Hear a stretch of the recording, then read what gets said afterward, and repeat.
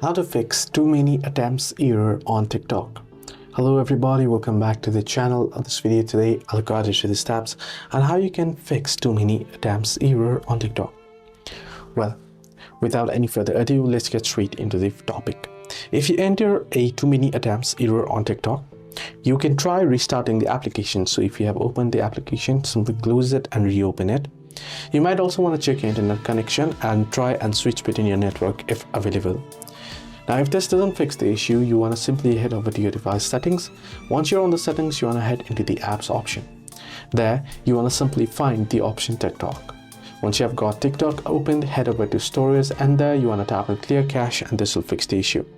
If this doesn't fix the issue, head over to your Play Store or App Store and make sure your TikTok is updated to the latest version. Now, there are some advanced troubleshooting as well. You can try and use a different browser if you are using the browser. Uninstall and reinstall the app back again, or reset the network settings. Hope this video helped. Do like and subscribe.